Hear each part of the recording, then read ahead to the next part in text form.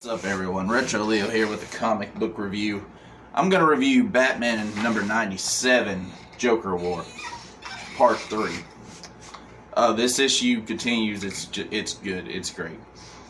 We start out on the Tri-Corner Yards where Punchline is talking to Black Mask, and he tells her that this is everything, every canister I asked for, she says, and he goes, yes, we bought off the ships, and she's like, I love being rich. So she talks to some of the clown goons and tells them to go through the Narrow, and they're like, we don't get, through the Narrow to get to Ace Chemicals. They're like, we don't get any security, and she's like, you are the security. And the clown's like, yes, but the Narrow isn't the safest place for clowns. There's been a person going through there killing them, and she's like, she attacks him, go, talk faster to keep my attention, to make me care. And he's like, this wasn't a bat, this was something else, something weirder. And we cut to the Narrows, and these clowns are driving through, and they're like, who is this guy? And he's like, I'm the clown killer, and it's fixing to get really hot in there. And they're like, oh, you're not going to get in here. And he pours his gasoline on it and sets them on fire. We then go back to the docks, and Punchline's like, if you're scared of the Narrows, then go around. But I want you to keep this in mind. This right here, this is the key to the Joker's plan. And you don't want to piss the guy off that's about to kill Batman.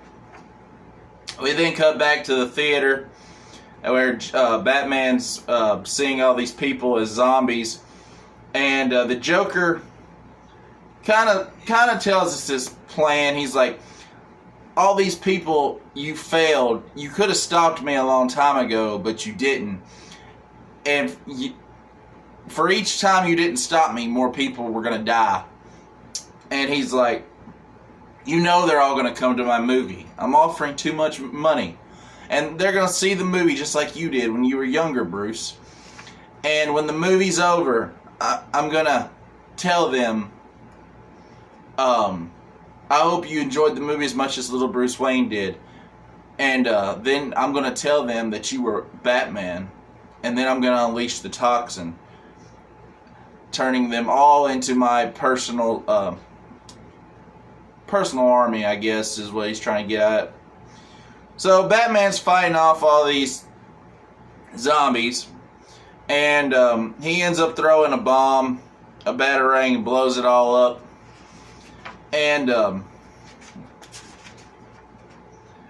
he's not wanting to believe. He knows this isn't real, but the toxin's still strong in his head from that Punchline put into him. And the Batman's like, I can't trust my eyes, but luckily I don't need my eyes. A bat doesn't need his eyes to fight. So he fights off all these zombies, and he uses a sonar to take care of the rest of them, and that cuts his link to the Alfred he's been hearing in his head. And from there, we cut to Batman. He gets out of the theater, and he sees himself with his parents, and his mom's like, Thomas, are you sure this is safe? And he's like, no, turn back. And then he passes out, and Harley is standing there, and she's like, oh brother, here we go again. We then cut to a penthouse where the Joker is all lavished up with a glass of champagne and swimming trunks, and he's like, you know, I never thought I'd like the fancier things. I was a dirty little street clown. And he's like, it's beautiful, Punchline, isn't it? And he hugs her. And he's like, from up here, look at the people, the little fleas swarming over the rotting carcass of Gotham. And we are here to gas them out. And she's like, well, Batman's still out there. And he's like, of course he is. This is how it always goes. I make my move, then he makes his move. And she's like, there's also another guy calling himself the Clown Killer in the Narrow. And he's like, yes, isn't it wonderful? You see that he's doing exactly what Batman wouldn't do. He doesn't kill. And none of the little people he takes in, they don't kill. But this kid, he gets it. He knows that things are bad. And he's taking care of it. She's like, so you don't want us to do anything about it? And he's like, no, send somebody down there. Send some of our big goons to get rid of him.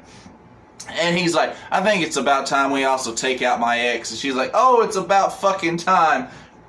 And Joker says, if you want to get to Harl's, you have to go to the heart. We then cut to a garden, and Batman wakes up, and he thinks it's a dog licking his face. It turns out to be some kind of flower thing Harley's made. And she's like, Batman's like, where are we? And she's like, well, this place is something that Ivy made for me to get away. And when me and Mr. J broke up one time, I wasn't ready to let him go, but I would come down here and I would get my mind straight. And she said, you need to drink this. And Batman's like, what is it? And she's like, well, it'll take care of the toxin that's going on in your head. So Batman drinks it, and he starts hallucinating. She's like, good. That means it's working. It'll take you'll trip balls at first, but eventually it'll get it out of your system. And so Batman starts hallucinating that she's in a cave. He's like in a cave. He's like, this isn't real. And then you hear Alfred say, I know, my boy. And I'm very sorry, Master Bruce, but I think it's time that we had a serious talk. And that's where it ends. And down at the bottom it says, Harley versus Punchline round 2. Next. That may be in the Harley Quinn 75 issue tie-in. This is really good. I'm going to say this is probably one of the best books I'm reading. Batman's one of my favorite characters. So definitely go pick this up. I'm sure they ordered a lot at your LCS. So definitely go pick it up. So until next time, y'all, Retro Leo out.